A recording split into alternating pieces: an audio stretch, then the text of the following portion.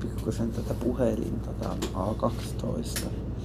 Elikkä täällä on mulla asennettuja sovelluksia, mitä mulla löytyy. Eli siellä on mulla kaikkia näitä tärkeimpiä, mitä mä tarvitsen.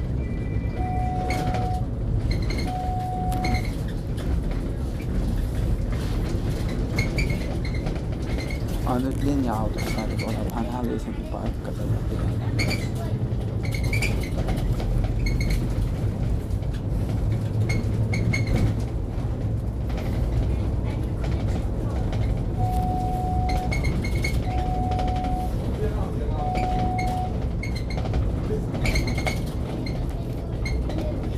Taas täältä sitten asetusvelho.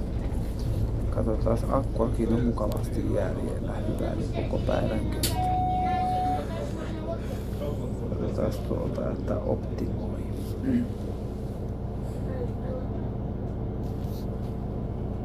Ei ollut ainakaan tossa sitten sieltä. Opetellaan käyttötapoja siihen akkuun ajamaan.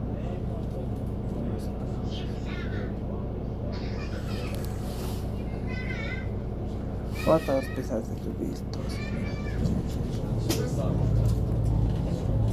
Muisti on tuolla, katsotaan sitä muisti tyhjäksi.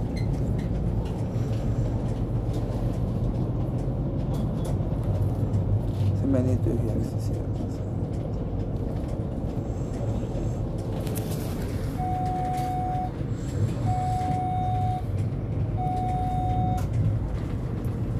Tässä pistetään puhelin virusten varalta.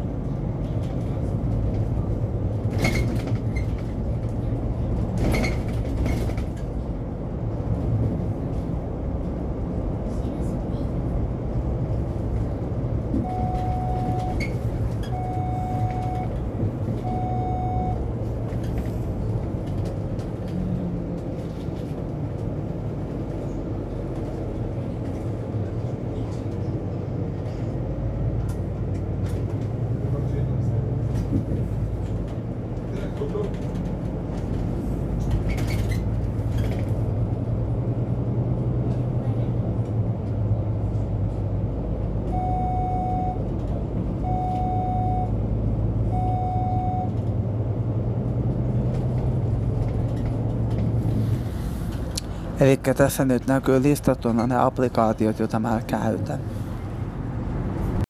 Puhelin tarkistaa, ettei siellä ole viruksia tulossa. Tai ei löydykään niitä sitten.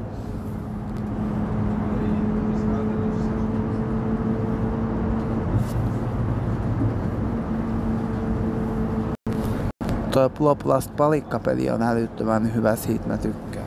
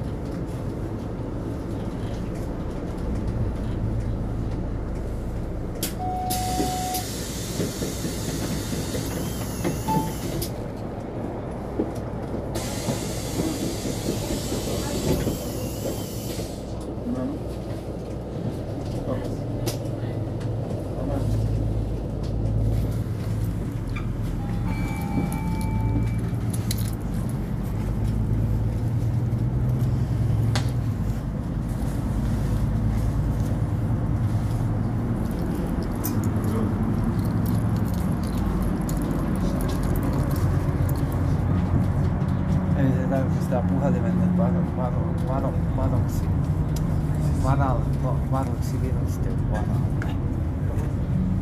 Että löytyykö viruksia, siellä on näitä mun sovelluksia, joita mä käytän. Kiitos. Että tosiaan puhelin kannattaa säännöllisesti katsoa. Mä oon tosiaan liikkeellä, kun mä kuvaan tätä screen-recorderia, että voi tulla se häröääniä, mutta kannattaa välillä katsoa tää puhelin ihan, ettei ole viruksia, koska esimerkiksi nämä virukset pesiytyy. Esimerkiksi jotain asennettuja sovelluksia voi olla silleen, että ne on niinku perusappeja, mutta sitten hetken päästä siitä kun on asentanut, niin ne muuntautuu ne apit katos sitten ja sitten ne just muuntautuu tuolla ja sitten ne tulee pahemmaksi katoon, niin kannattaa aina muistaa, niinku, että toi nyt en puhu siis iOS-käyttäjistä ollenkaan, ne Apple-käyttäjät, sanotaan, että Apple eli Darwinin käyttiksen käyttäjät, eli en puutu siihen, se on oma lukunsa ne käyttäjät, mutta nyt puhun Androidista, en iOS:sta, siinä ei onnistu tälleen. Kun se iOS:n käyttöideologia on niin eri, että mä oon päättänyt sen, että näissä videoissa, mitä mä tällä screen recorderilla kuvaan, niin mä sivuutan iOS-käyttäjät, eli niin sanotut Apple-puhelinten, eli puoliksi syödyn omenan, koska ne käyttäjät ei pysty tekemään puhelimillaan samoja asioita. Esimerkiksi kuvakaappaukset ja niin kuin tällä tavalla tapahtuu, mutta vähän eri lailla. Mä en osaa niin kuin tällä tavalla konkreettisesti näitä Applen käyttäjiä mennä neuvomaani. Se on parempi katsoa, että sitten Applen käyttäjät pyytää apua joltain, joka tietää sitten heidän laitteesta jotain.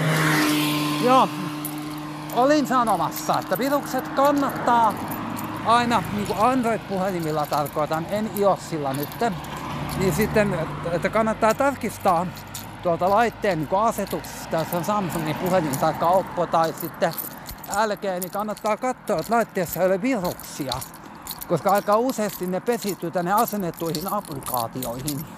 Ja sitten ne voi olla täällä niin asennetuissa ne sitten, ja sitten on vähän ikävämpi puoli, kun ne löytyy täältä asennetuista sitten. Ja sitten tavallaan edes, kun tää tarkistaa niin uhkien varalta, niin tää ei välttämättä tää puhelin havaitse niitä viruksia.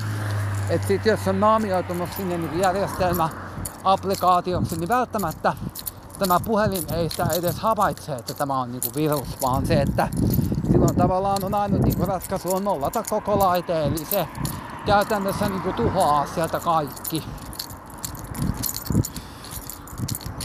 Mä olin niin lähellä tänään, että mä olisin saanut iPhonein lukituksen auki, mutta se ohjelma, jota mä käytin, niin se ei tue valitettavasti iOS 12, eli se tukee minun tietääkseni iOS 13 ylöspäin näitä iOS-versioita.